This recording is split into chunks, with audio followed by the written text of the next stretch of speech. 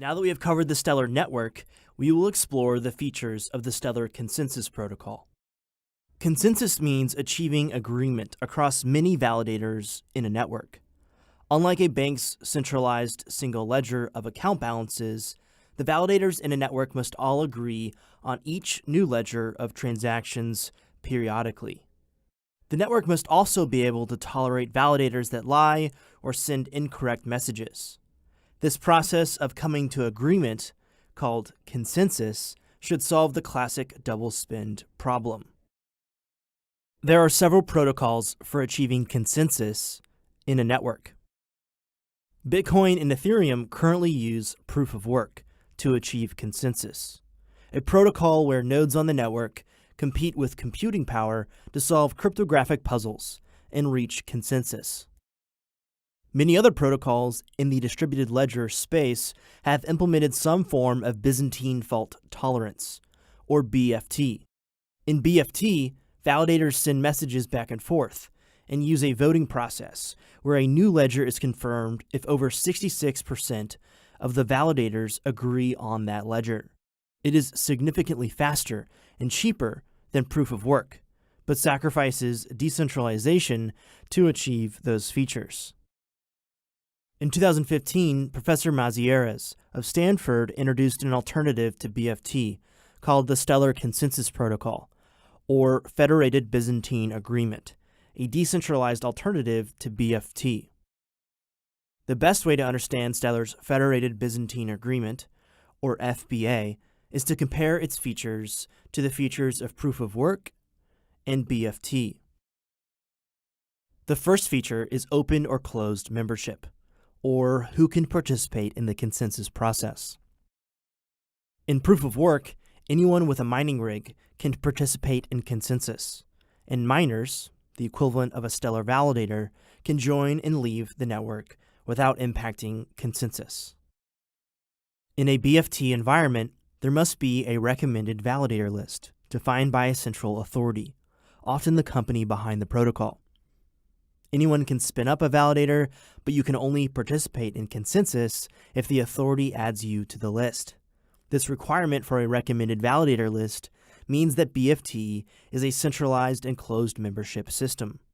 Even if you have 1 million nodes on the validator list, or if you remove the central authority's own validators, you'd still be centralized because there's one recommended validator list. In FBA, there is no recommended validator list chosen by a central authority.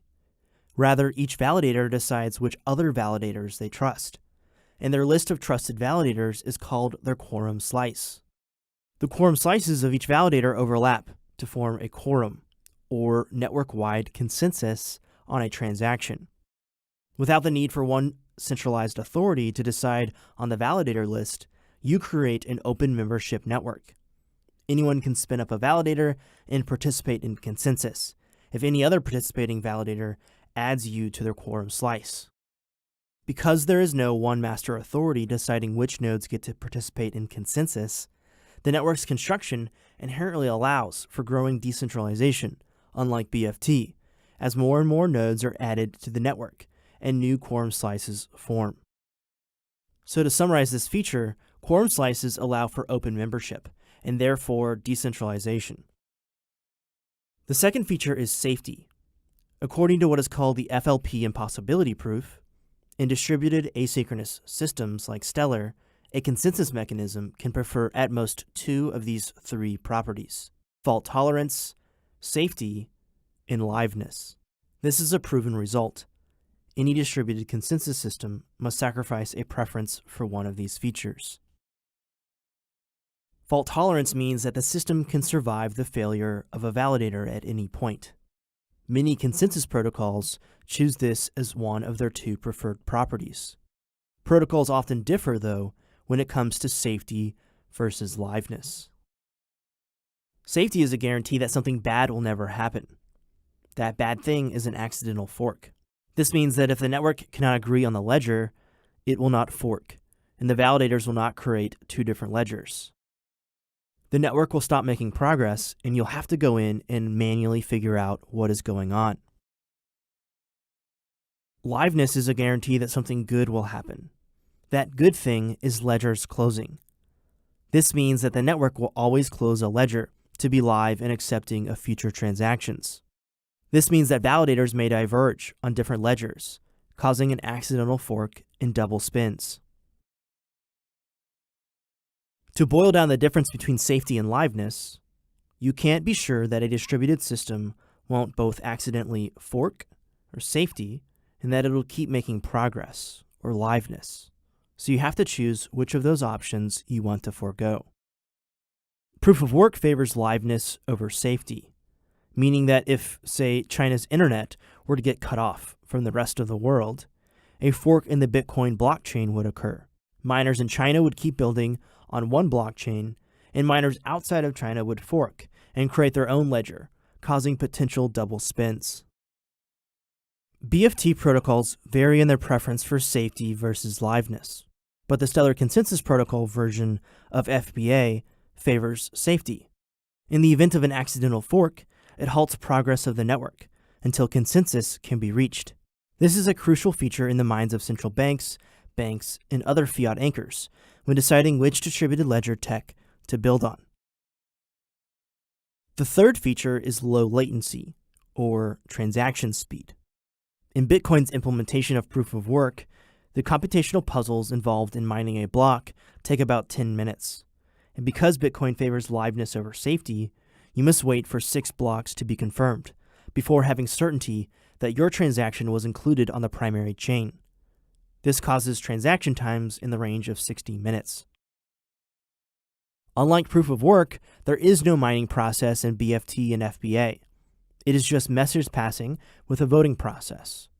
Because it's message passing, the transactions confirm much faster, every 3 to 5 seconds. And because these protocols favor safety over liveness, you don't have to wait for several ledgers to get confirmed. This preference for safety essentially shortens the transaction time by 6 to 12x. The final feature is asymptotic security. This means no amount of computing power can overtake the network.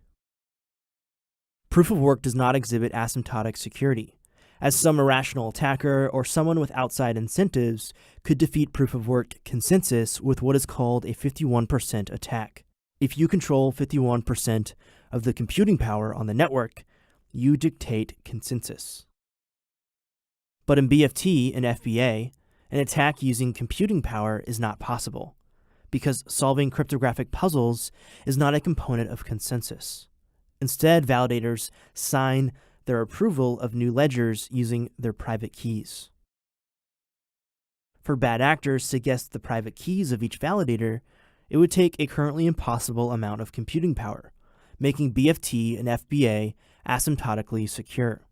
Since applying computing power to sabotaging consensus isn't possible with BFT and FBA, bad actors are left with collusion. In BFT, over 66% of validators would have to collude to take over consensus. But this is unlikely, as a central authority has control over which validators are allowed on the validator list. In FBA, there is a complex web of overlapping quorum slices that make it almost impossible for even a supermajority of nodes to collude to control consensus. An attacker could create 1 million validators, and unless a majority of other validators go so far as to add them to quorum slices, they will be unable to affect consensus. In proof of work, you shift that trust onto the hope that one group is not able to control 51% of the mining power. So to recap, FBA and the Stellar Consensus Protocol provide an open membership and therefore decentralized alternative to BFT that closes transactions in 3 to 5 seconds, prefers safety over liveness, and is not susceptible to the 51% attacks of proof of work. All right, Lumenauts, that's it for this lesson. I'll see you in the next one.